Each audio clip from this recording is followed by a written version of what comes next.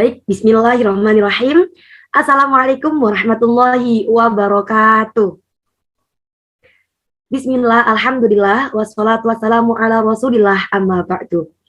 Yang terhormat Bapak Arif Eko Wahyudi selaku dosen pengampu mata kuliah kepramukaan, serta teman-teman PGMI kelas 2A yang berbahagia. Kami dari Regu Teratai yang beranggotakan Ainaul Mardiah. Halo. Kemudian Ainur Rofiko. Halo. Mbak Anissa Kuratul Ayun. Halo. Kemudian saya sendiri, Aprilianti Kartika Dewi. Ada Mbak Federica Junia Putri. Halo. Dan yang terakhir, Suraya Nailisa Ada. Halo. Ya, kami dari Regu Teratai akan menjelaskan tentang sejarah kepanduan sebelum Indonesia merdeka. Bagi teman-teman, silahkan disimak materi dari kami. Untuk yang pertama yang akan kami jelaskan yaitu tentang pramuka pada masa penjajahan Belanda, yang dalam hal ini akan dijelaskan oleh Mbak Ainaul Mardiah dan Mbak Ainur Rofiko. Kepada beliau berdua dipersilahkan. Baik, saya ucapkan terima kasih kepada Mbak Moderator atas waktu yang telah dipersilahkan. Sejarah kepanduan sebelum Indonesia merdeka. Yang akan saya jelaskan yakni pada masa penjajahan Belanda. Jadi, pramuka dibawa oleh Belanda itu di masa kolonial. Organisasi kepanduan pertama di Indonesia diberi nama Nederland Initiatiefvereniging. Pemimpin gerakan kemerdekaan mendukung untuk mengembangkan organisasi tersebut, sehingga pada saat itu bermunculan beberapa organisasi yang lainnya. Di antaranya yakni ada NIPV, yang mana kepanjangannya adalah Netherlands Indies Pathfinders Vereniging. Nah, organisasi ini didirikan pada tahun 1916. Selain itu ada juga Javanese Pathfinders Organisasi. Organisasi ini didirikan pada tahun 1916. Setelah itu muncul juga organisasi Budi Utomo yang didirikan pada tahun 1921. Kemudian muncul organisasi Sarekat Islam Afdeling Pandu, yang mana biasanya disingkat dengan SIAP. Organisasi ini didirikan pada tahun 1927. Untuk organisasi selanjutnya akan dijelaskan oleh Mbak Ainur Rofiko. Baik, untuk organisasi selanjutnya adalah JPO dan KW. KW atau Hizbul Wathan merupakan instansi dari Muhammadiyah yang didirikan pada tahun 1918. Organisasi berikutnya ada Nativij dan JJP. Nativij atau National Islamitic Pathfinders didirikan oleh Young Islamitin Bond atau JIB pada tahun 1926.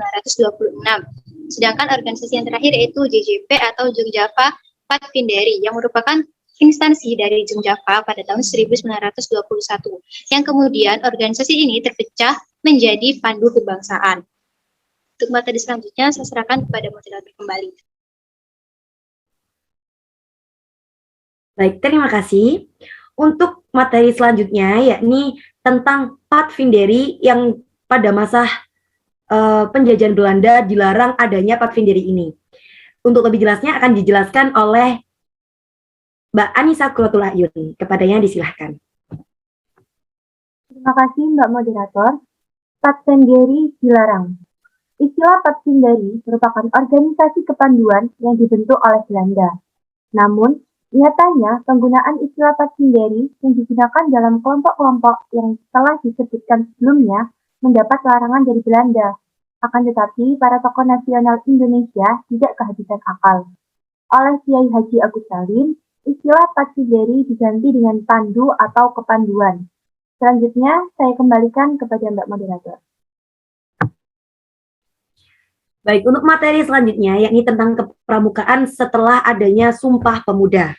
Nah, setelah peristiwa Sumpah Pemuda ini, jiwa kesadaran nasional dari para pemuda semakin meningkat, yang menghasilkan beberapa organisasi kepanduan ini melebur menjadi organisasi yang lebih besar.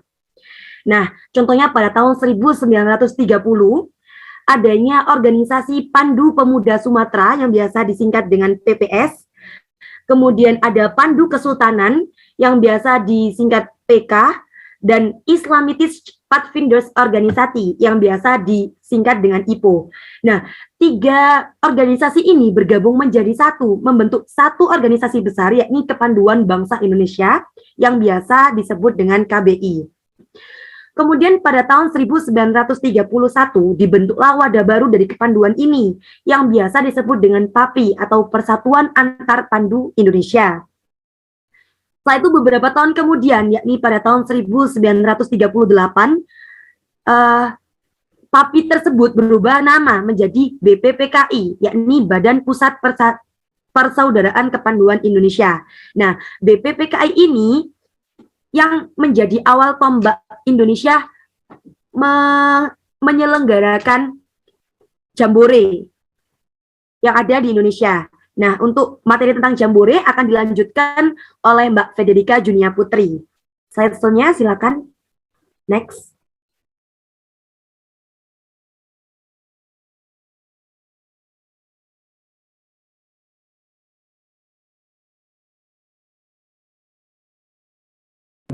Baik, terima kasih kepada moderator. Selanjutnya yakni awal mula Jambore.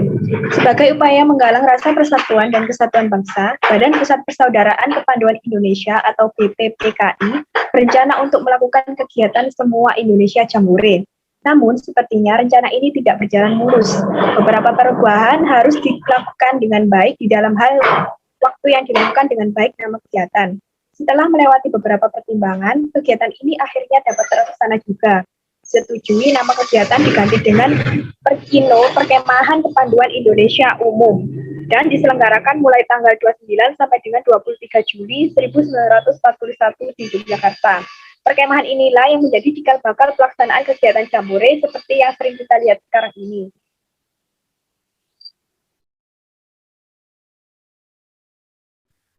Baik, untuk materi yang terakhir, yakni tentang kepramukaan pada masa penjajahan Jepang yang akan dijelaskan oleh Mbak Suraya Nelly Saada. Kepadanya dipersilahkan. Baik, terima kasih. Materi selanjutnya yakni tentang pramuka pada masa penjajahan Jepang. Gerakan pramuka Indonesia terus bertahan pada masa penjajahan Jepang. Namun, gerakan kepanduan ini mendapat beberapa kendala. Pada masa Perang Dunia Kedua, tentara Jepang melakukan penyerahan ke Belanda. Banyak tokoh kepanduan di Indonesia yang ditarik masuk Keipondan, Peta, dan Seinendan, organisasi bentukan Jepang yang digunakan untuk mendukung tentara Jepang. Bukan hanya itu, ternyata Jepang termasuk partai dan organisasi rakyat Indonesia, termasuk gerakan kepanduan. Jepang menganggap organisasi ini berbahaya karena dapat meningkatkan semangat persatuan dan kesatuan rakyat jajahannya. Namun, upaya itu tidak menyurutkan semangat para tokoh kepanduan Indonesia untuk mengadakan Perkino II. Belakangan, banyak pandu yang ikut terjun dan saling bahu-membahu dalam perjuangan Indonesia mengusir tentara Jepang. Saya kembalikan kepada Pak Moderator. Baik, terima kasih untuk para teman-teman saya yang sudah menjelaskan tentang materi kita hari ini. Jadi itu tadi yang sudah kita jelaskan tentang kepramukaan sebelum Indonesia Merdeka. Jadi sebelum Indonesia Merdeka, banyak organisasi-organisasi yang telah dibentuk. Beberapa organisasi kepanduan ini dibentuk dengan berbagai macam nama, yang akan tetapi tetap dalam satu kesatuan, yakni tentang kepanduan yang sampai. Baik, terima kasih dari Regu Teratai. Mohon maaf apabila ada salah kata. Semoga bermanfaat. Terakhir dari kami, Regu Teratai.